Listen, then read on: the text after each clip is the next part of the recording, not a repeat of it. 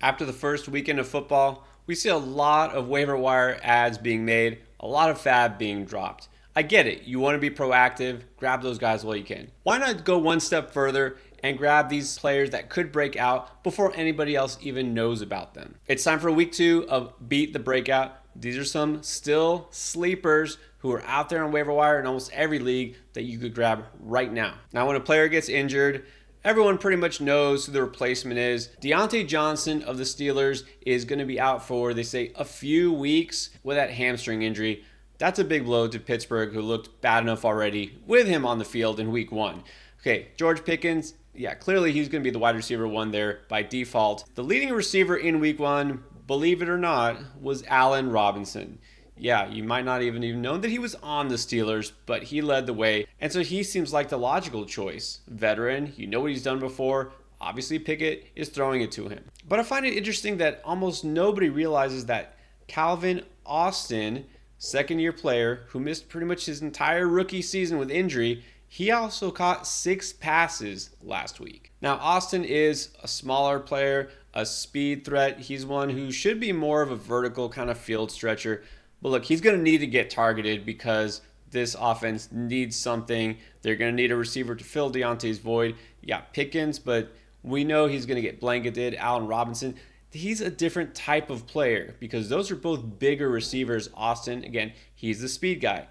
He needs to be the speed guy because he's all of 5'8", but luckily he is. He's got elite burst. He ran a 4.32 40. With the ball in his hands, he could do some things. Now, a high target share, not guaranteed just because of the nature of this offense. He's technically third, probably fourth really in the pecking order because Pat Freiermuth, a pretty good receiving tight end. But this team, the way they're playing, at least after week 1, they might have to pass the ball more than they would like. Like I said with Austin, he's the type of player that fortunately won't rely on volume like an Allen Robinson at his age. Austin could be that guy who makes those big plays down the field, catch and go. So in a deeper league, he's a stash that's definitely worth monitoring. All right, I won't make you wait any longer before we get to a running back because, yeah, after 1 week, we're already a little desperate. A lot of those high-end handcuffs, backup running backs, RB2s, whatever, are already taken. But here's one that is almost barely rostered across any fantasy leagues, and that's the guy who's the backup to Nick Chubb.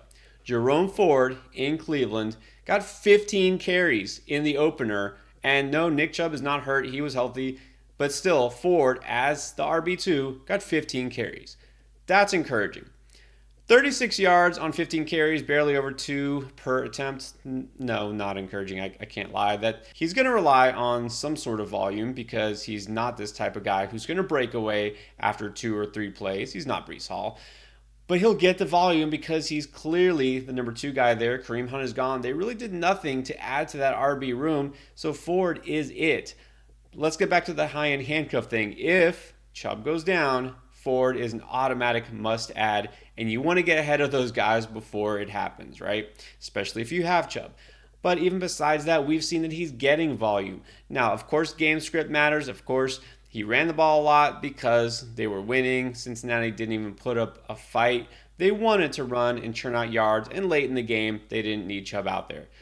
But that might happen on other occasions. Ford will still get some attempts. He'll get some receiving work because Chubb isn't going to catch all the passes out of that backfield. So that said, you have some opportunity, you have some volume, you have what should be a pretty good offense. All told, Ford is the type of running back that's worth stashing in case the worst happens. Here's another running back that was getting no buzz whatsoever in the preseason because he wasn't even drafted. Now, I will admit also, before I kind of promote him here, that Sean Tucker, who came out of Syracuse, breaking down this rookie running back class, he's really not a guy that interested me that much. It didn't jump off the page. I thought that he just didn't have that kind of burst, to get to the next level in the NFL. He made Tampa Bay as an undrafted free agent, but look what's happened throughout the preseason. He's climbed up his way to number 2 on the depth chart at running back behind Rachaad White.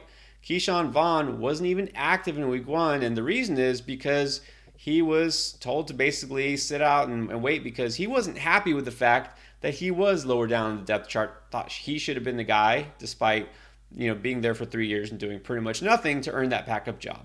So Sean Tucker now looks like the number 2 guy. Chase Edmonds, third team in 2 years, he's not a threat. He's just a guy there for depth. Sean Tucker has a chance to do something. Now, in week 1, he did get 5 carries, went for 15 yards. It's hard to take too much away from that either way, but at the very least, that there's the opportunity. Rachaad White wasn't too impressive. I still like Rachaad White, but here's the thing.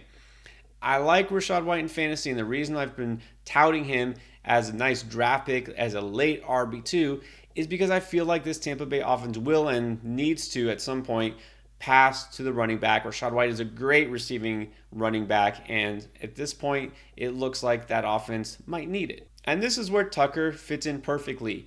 In college, he had a 95% target share his final season. He was used pretty frequently to catch out of the backfield, and he also does have some speed. He's got a 4.4 40, a guy who had an 88th percentile speed score.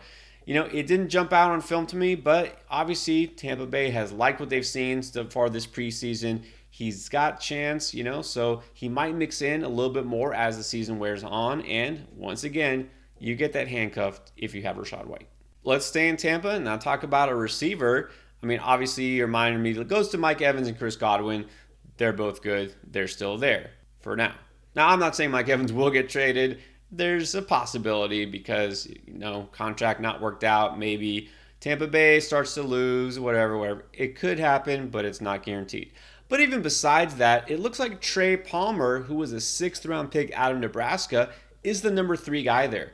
Russell Gage was supposed to be that guy. He's hurt, gone for the season. Not a lot of depth behind him. Some of the guys they had last year are gone. Palmer looked good in the preseason, and so here he is. And in week 1, caught a touchdown. Only 2 catches, only 8 yards, but hey, one of them was an end zone target.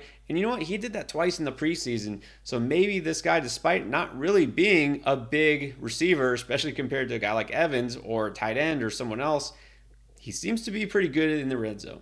Like Tucker, also 88th percentile speed score. He runs a 4.3. This is a guy who could help you despite not having a lot of target volume go his way. I'm kind of curious to see when we get closer to midseason, like what happens with this Tampa team if they actually manage to keep winning, and then if there is any noise surrounding Mike Evans getting moved to a contender or a team that just needs a receiver. We'll see if we get to that point. For now, though, kind of keep Palmer in mind. Stash him if you've got space. I got to throw a tight end in here.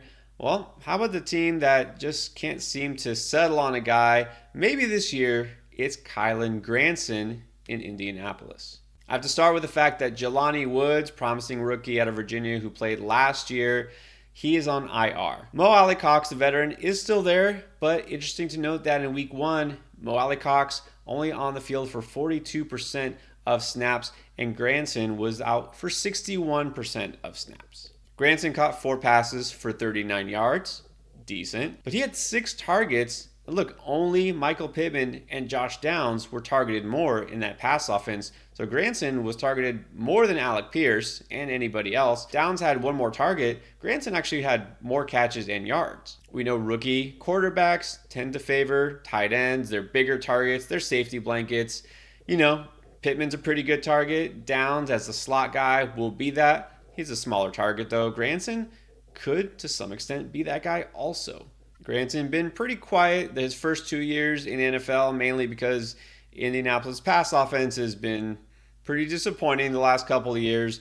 But hey, if Anthony Richardson is good enough to put up at least the kind of passing numbers he did in his debut, and this receiving core just really isn't that deep beyond the guys I already mentioned, Granson, tight ends take a little longer to develop. His 3rd year, maybe this is a breakout. If you have a chance to stash any of those players on your bench, do it now. Also prepare your lineup for this weekend with the best start sit advice. Check out our running back start sit right here.